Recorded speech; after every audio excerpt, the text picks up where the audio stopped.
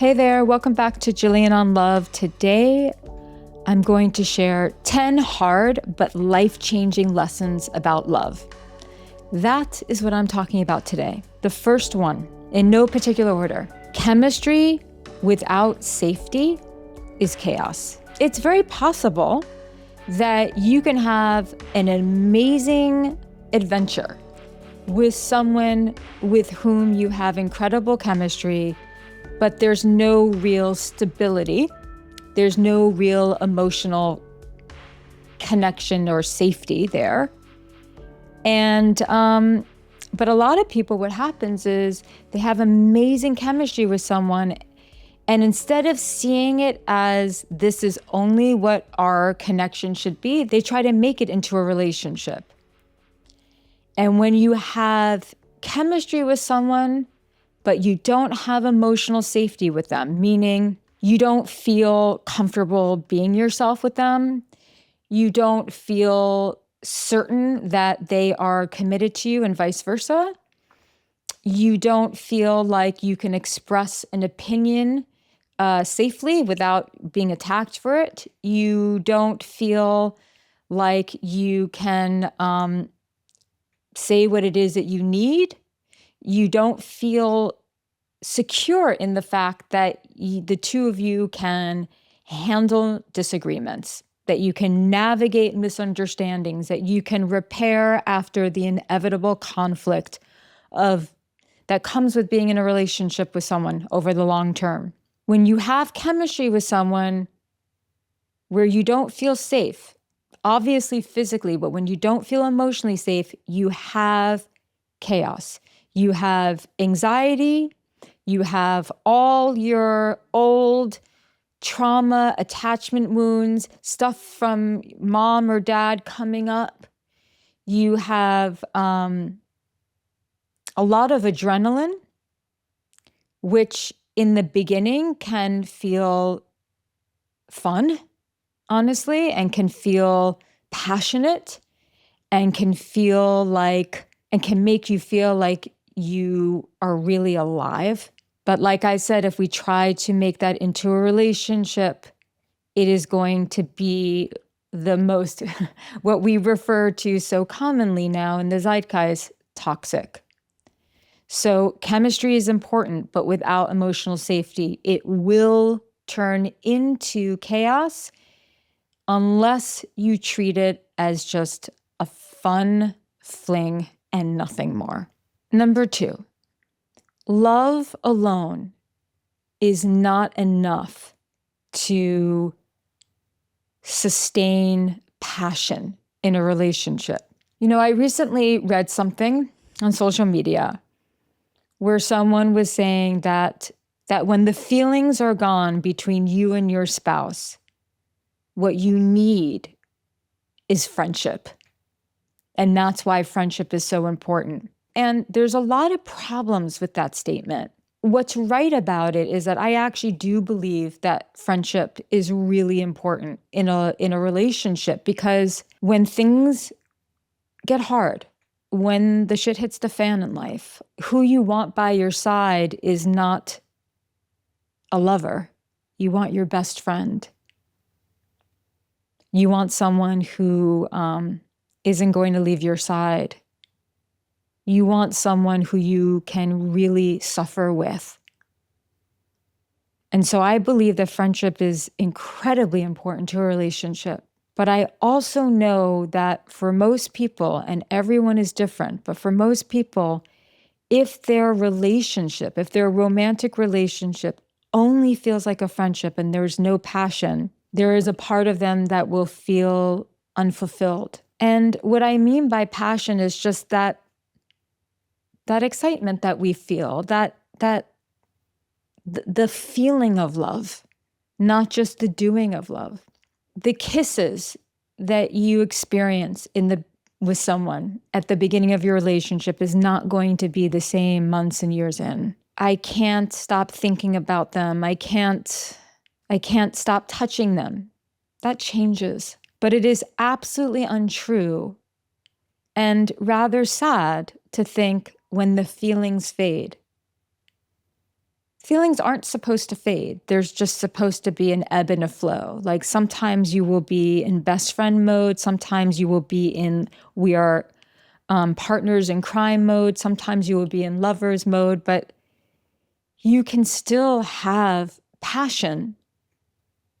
But you can only have passion when you continue to do the things that you did in the beginning of the relationship. And it can be really, really, really subtle. It could be that moment where you totally let your partner take care of you and you feel safe. And for some of you, it's that moment where you're able to really take care of your partner and feel like you can protect. It's having adventure, whatever that adventure is. When couples actually engage in activities that are exciting to them and they do it together, it fans the flame of desire. It reignites spark. This episode is sponsored by Aura. I love Aura Frame. What if you could give a gift that brings your favorite holiday traditions and memories to light every day? With an Aura Frame, you can. You literally get unlimited free photos and video. You just download the Aura app and connect to Wi-Fi. And then you preload photos before it ships, and you can add them anywhere, anytime. You can't wrap togetherness, but you can frame it. So for a limited time, visit auraframes.com and get $45 off Aura's best-selling Carver matte frames, named #1 by Wirecutter, by using promo code Jillian at checkout. That's AURA frames.com, promo code Jillian. This exclusive Black Friday Cyber Monday deal is their best of the year, so order now before it ends. Support the show by mentioning us at checkout. And so your expectation when it comes to a long-term relationship should be that it's not going to be fireworks all the time. But it shouldn't be that you're just roommates and friends. But it's going to take effort. You have to, again, do the things that you know turns your partner on and vice versa. More eye contact. It's more touch. And I'm not even talking about intimate touch. I'm just talking about like emotional intimacy touch. It's the way you look at someone. It's the way you tell them that they're beautiful or handsome, or, you do something fun together. We can love someone so much and not be attracted to them anymore. And that's when a lot of relationships end. And you can be attracted to someone and have passion in your relationship, knowing full well and not expecting that it's going to be like it is in the beginning. It's just different. And for some couples, it means once a month, they have a couple of days apart, everyone figures out what their sweet spot is for having that passion, relationships that become very codependent, meaning everything about your life is the relationship and this other person. You've got nothing else. You are unable to witness each other in any sort of flow state, meaning a state where one is completely consumed by something that lights them up that has nothing to do with the relationship. Because then we can look at them and be like, wow, yeah, that's what I fell in love with, or that's part of what drew me to this person. Desire needs that kind of separateness. And it's not necessarily about physical separateness. It's individuality, and emotional intimacy needs closeness. The moral of the story is do more of the things that you did in the beginning and make sure that you are engaging in things that light you up, that have nothing to do with your partner. 3, happiness in a relationship, happiness in love, has less to do with your circumstances and more to do with your habits. The happiest, most fulfilled couples I know engage in daily rituals, monthly rituals, weekly rituals that make them happy. It's the same thing. It's like we think once we have all the money, once we have this, once we have that, once we have all the things, then we will be happy. But then why are there so many people who have everything, who have the amazing relationship, who have millions of dollars in the bank, who have their health, and they're still miserable? Because it really is an inside job. And in a relationship, it's not just about finding the right person. It's not just about living in the right house. It's not just about having the kids who are easy. It's not just about having enough money. It's about your habits. It's how you greet each other in the morning. It's, do you go to bed at night and then you're both on your phones and then go to sleep? Or do you go to bed at night and talk to each other or make love or read in silence and then go to sleep, right? Is it in the morning, do you reach for your phones before you reach for each other? It's when you have a meal together. Sometimes, of course, when we're really comfortable, it's nice to have a meal with someone where we don't have to talk, but are you just on each other's phones and not connecting? How do you greet each other after you haven't seen each other all day? Is it, hey, what's up?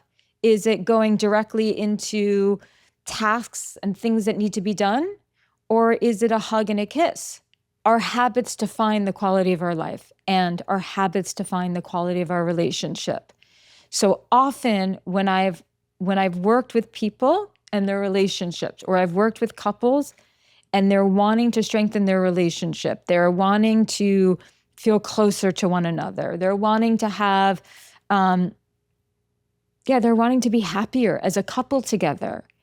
Always look to their habits first.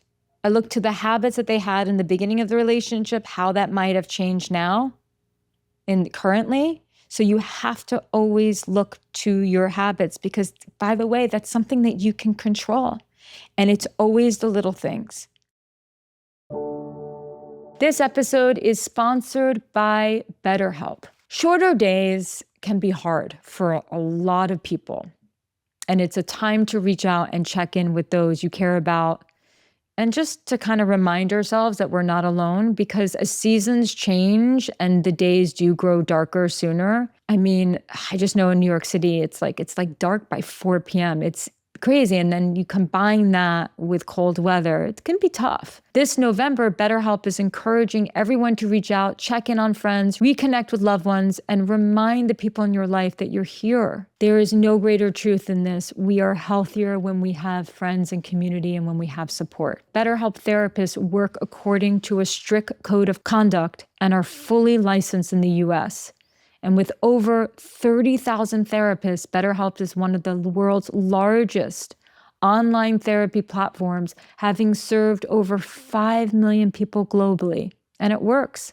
It has an average rating of 4.9 out of 5 stars for a live session based on over 1.7 million client reviews. So this month, don't wait to reach out. Whether you're checking in on a friend or reaching out to a therapist yourself, BetterHelp makes it easier to take that first step. Our listeners get 10% off their first month at betterhelp.com/onlove. That's BetterHelp, HELP.com/onlove.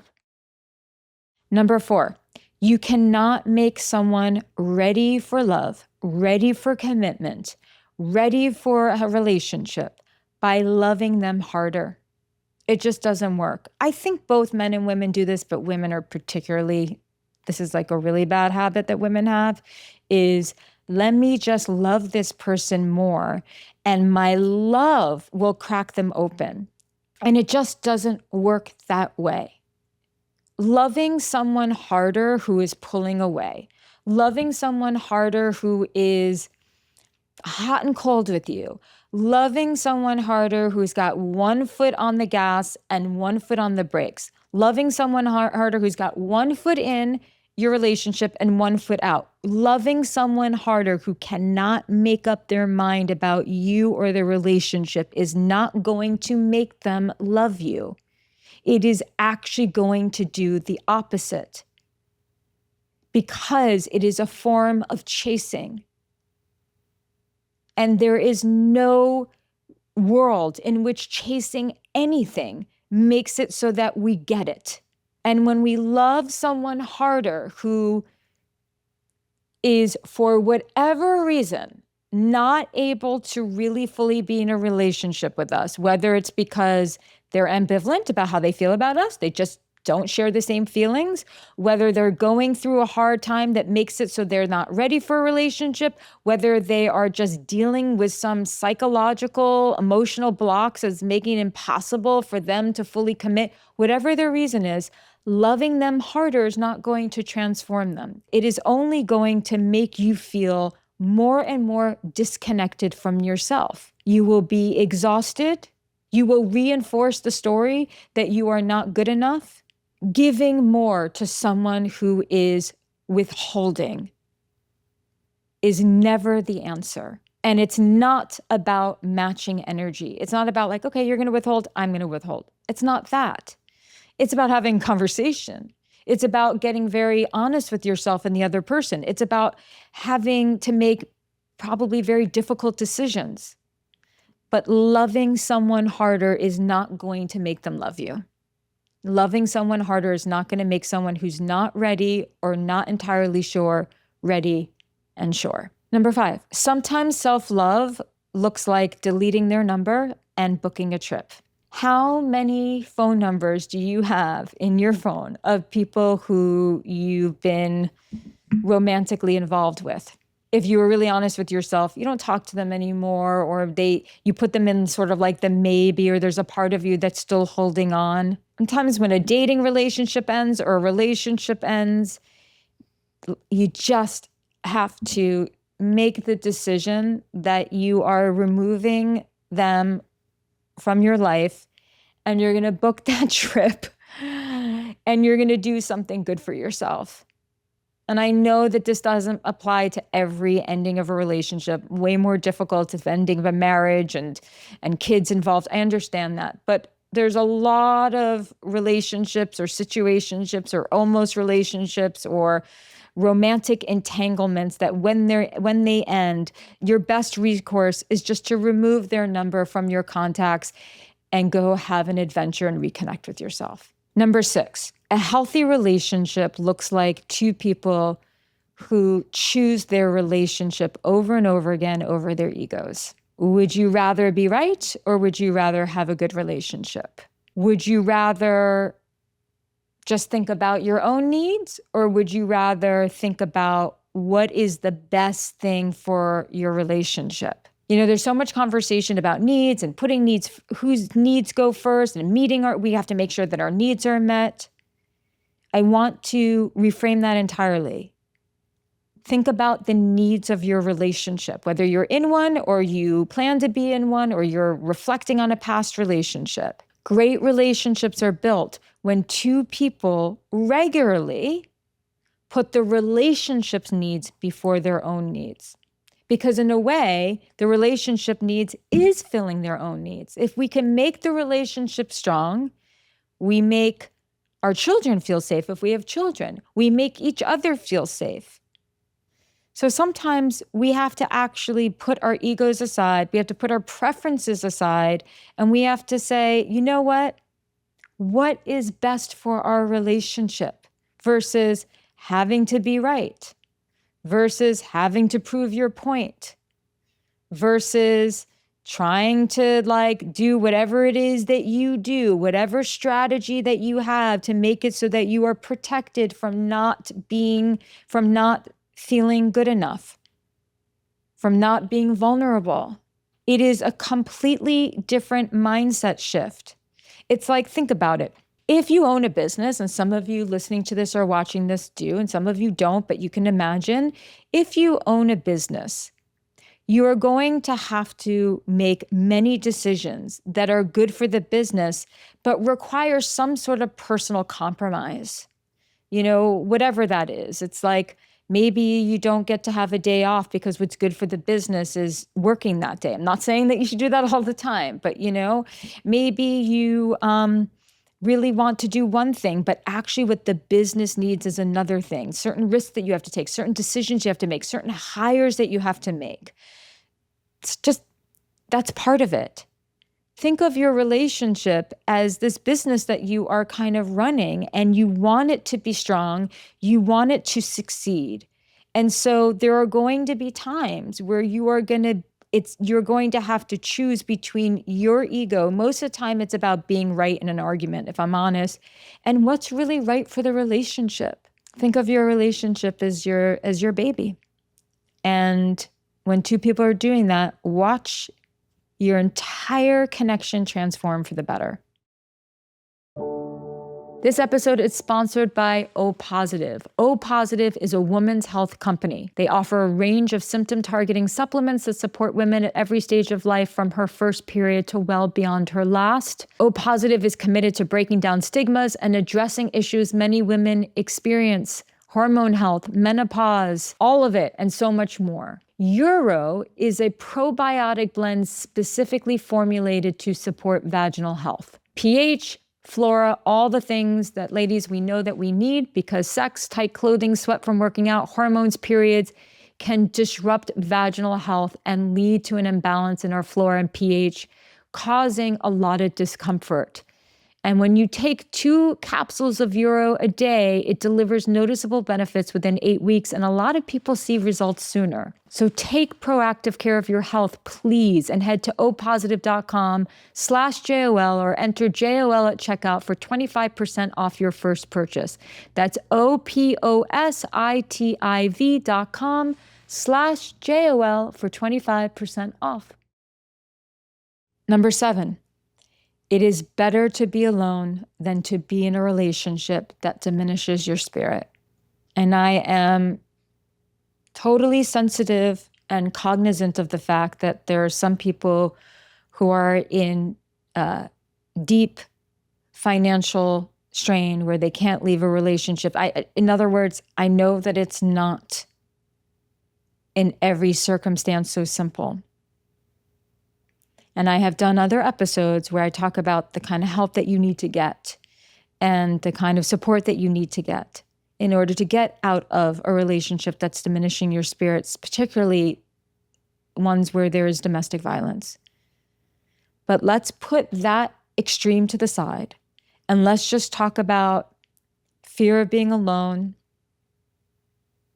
the lies that we tell ourselves, the justifications that we tell ourselves to stay in a relationship that just isn't working, that a relationship where you feel miserable, moving further and further away from your life's purpose and further and further away from your joy. Relationship's not supposed to make you miserable. I mean, sometimes we'll have moments where we feel a bit miserable and pissed off, but it's really just really not supposed to be what's happening in a relationship. That loneliness that happens from being alone, that fear of getting back out there again, that fear of picking up the pieces of your life alone, especially if you've been in a relationship for a marriage or a long time, can feel incredibly daunting, but it is so much better, in fact, disproportionately better than being in a relationship that diminishes your spirit. Number 8, accountability is the most underrated love language. The willingness to take 100% responsibility for your life, and hence your love life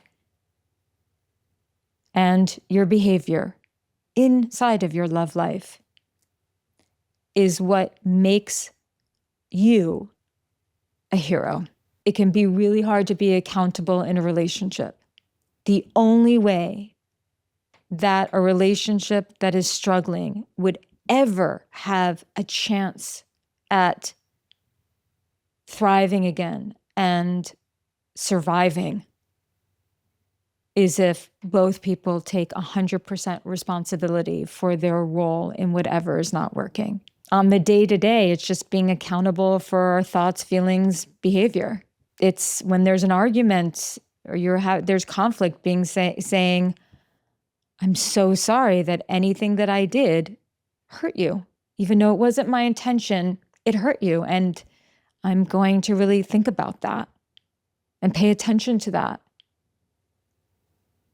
It's sincerely apologizing, even though you like, even though you can't even understand why it hurt your partner's feelings so much. It's really being able to take responsibility. It's understanding the impact that your energy, your mood, your behavior, your words has on other people, particularly your partner. It is so hard. It is the sexiest thing that a person can do. It is the most heroic thing that a person can do. And it is the most conscientious thing that a person can do. It is the most underrated love language. There is no change. A relationship has no chance at being healthy and safe without accountability. No chance. Number 9, we must stop asking love to heal us and start asking it to teach us. I think love is healing. I think actually it's probably the most healing thing ever. But we all have this unconscious wish to be healed through the love of a partner. And then if our partner is not making us happy or we're not feeling happy, then we start to doubt the relationship and we start to doubt our partner. When a relationship is not a place that we go to get every single need met. A relationship is the biggest personal development tool out there. It is a classroom. It is not a promise to always be happy. It is a promise to always teach you if you are willing to be a student. And so that requires a lot of humility, and it requires what we now refer to as a growth mindset. It also means that if you're going through a breakup, if you've gone through a divorce, at some point you have to say, what has this taught me? Beyond, oh, I choose narcissists or I choose the wrong people. I mean, that could be an important lesson for some of you, but also what else has it taught you about the ways in which you love? What has it taught you about your beliefs about relationship? What has it taught you about your self-worth? What has it taught you about the ways in which you need to improve? What has it taught you about the ways in which you're kind of awesome? Keep asking yourself what a relationship, what a date can teach you. Like literally going on dates. What are you learning from that? If we can change our mindset from, is this going to feel good? Is this going to heal me? Is this going to meet my needs too? What is this trying to teach me? We will all have a lot healthier relationships.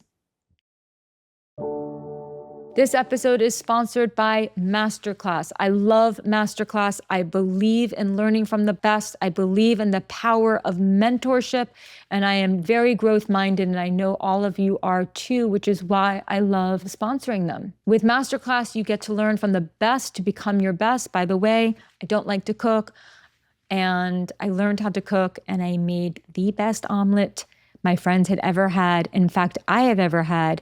And let me tell you something, you think it's easy to make, it's not. And I learned that on Masterclass. With plans starting at $10 a month billed annually, you get unlimited access to over 200 classes taught by the world's best business leaders, writers, chefs, and more. I mean, you can just go down a complete wormhole and learn so much. And Masterclass fits right into your schedule. Thousands of short, easy to digest lessons you can learn from on your own time. Masterclass always has great offers during the holidays, sometimes as much as 50% off. So head over to masterclass.com/JOL for the current offer. That's up to 50% off at masterclass.com/JOL, masterclass.com/JOL. And then number 10, last but certainly not least. You cannot build a connection with someone or sustain a connection with someone from your inner child. You have to be in your wise adult to really deepen connection. There's a difference between childlike and childish. When we're childish, we are reactive, we are in our wounds, triggerable. That means we are in our past. We are not in the present moment. We are in past pain. And then we start to react from that pain, withdrawing, controlling, stonewalling, reacting, punishing our partner, manipulation, all those things that all of us do on some level. That destroys a relationship. That destroys connection. Being childlike is being playful. It's being energetic. It's being flirtatious. It's being goofy. These are the things that are, if we can really appreciate in each other, can be huge ways in which we connect. In fact, I think play is one of the most underrated skills of a relationship, because most relationships, after a while, they're lacking aliveness, and playfulness brings a sense of aliveness to it. But the wise adult is the part that we need to bring forth when we are navigating something hard within a relationship. We have to breathe. We have to notice when we're feeling triggered and just call it and just say, I'm feeling triggered.